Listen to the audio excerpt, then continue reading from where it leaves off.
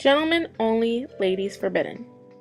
That was the original acronym for the word golf, which originated in Scotland and then moved to Wales. Hi, my name is Megan Robbins. Golf has become one of the biggest sports played today. Seeing that it is so highly enjoyed, let's get you into it. I'm going to teach you about what to wear, what you'll need, and the beginning steps to learning how to make contact with the ball. A golf course is different from any other sports playing fields. Basketball courts and soccer fields are similar from arena to arena, yet every golf course has a different layout. A regulation golf course consists of 18 different holes. Golf holes, however, do have common characteristics. Every hole starts from a teeing ground, which is a mounded area where play begins, and ends at a putting green, a closely mowed surface, where the hole and a flag stick are found.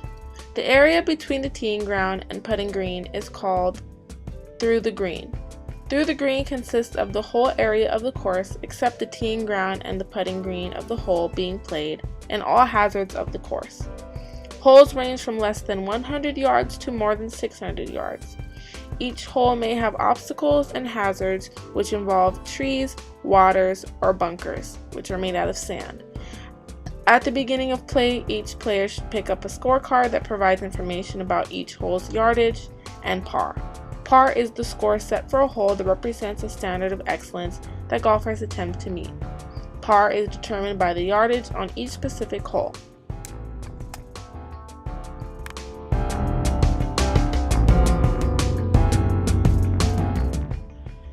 Now, let's go ahead and go over the essentials that you'll need in order to play a game of golf before you begin to learn technique. Before playing any sport, it is always important to make sure that you are wearing the right attire. As you can see here, this is the perfect package to wear before playing in a golf match. It's the pants, the shirt, glove, hat, golf ball, the tee to place the golf ball on, golf shoes, and a golf club. It is important that the right attire is worn, not only due to comfort circumstances, but also due to regulations. Speaking of regulations, this is one of them. Here is a standard pair of golf shoes. The bottoms of golf shoes used to be metal.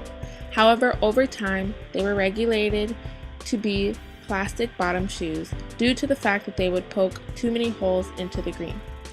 After a long day of play, for many groups of people, there would be so many holes over the green that there was no longer a flat surface. Due to the fact that you need a flat surface in order to play a game of golf, the shoes that were made were now changed. Golf clubs are the tools we use to strike the golf ball.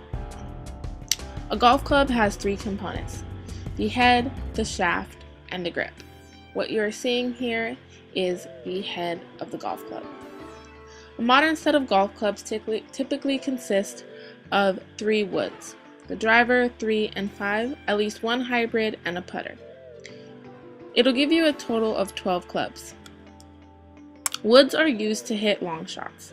If a golf hole is 450 yards from tee to green, most golfers use a wood to hit off the tee. A wood is a hollow-bodied, large-headed golf club. It's customary to use your woods when you are 175 yards or more away from the green. The driver, which you see here, has the lowest loft of any golf club. Loft is the angle of the club face that controls trajectory and affects distance. A driver has a loft between 7 and 12 degrees. As you can see here, this club has a loft of 10.5 degrees. Experienced golfers have traditionally favored lower lofted drivers, which are less than 10 degrees of loft and require much more skill to hit than higher lofted drivers. Aside from this, you'll also have a hybrid, irons, wedges, and putters, which will allow you to hit different distances based on where you are at on the green.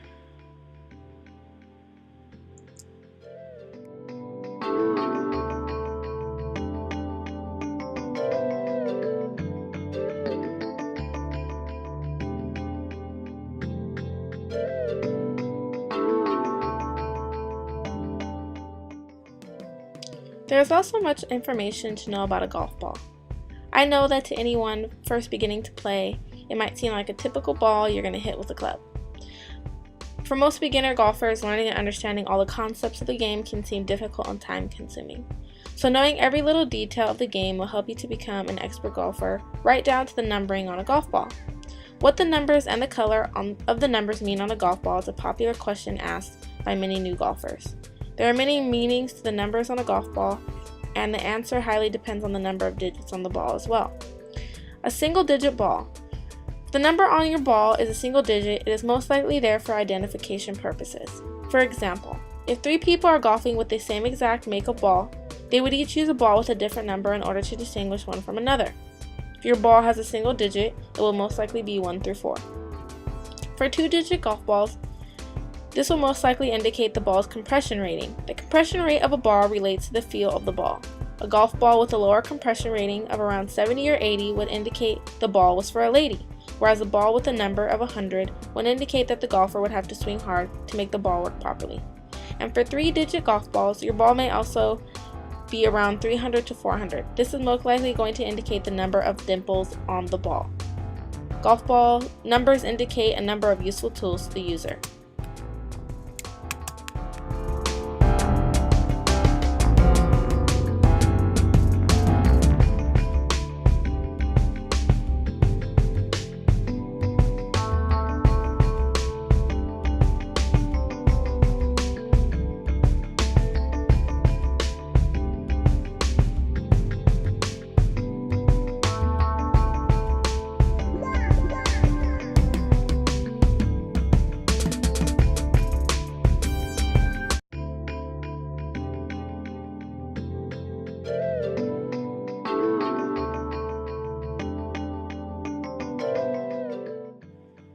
And of course, hats are worn by choice. Many people wear hats in order to avoid any distraction or loss of contact with the ball due to the sun.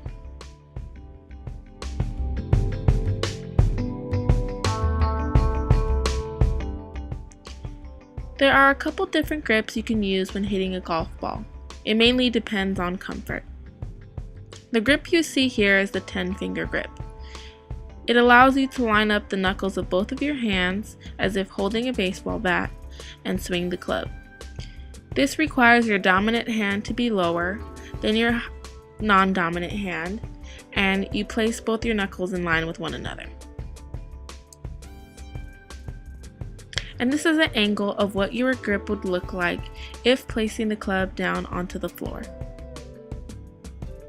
This grip here is the interlocking grip, which requires you to interlock the index finger of your non-dominant hand with the pinky finger of your dominant hand, and then you slowly place the club down onto the floor. Some people do this as far as comfort. It's mainly up to you which grip you decide to use. Now let's get ready for your swing.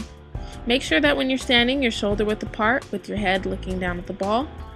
Always make sure that you stay within your imaginary box, as if you were putting imaginary lines on both sides of you, and always making sure that you're staying inside of your box and only moving your arms in rotation to hit the ball.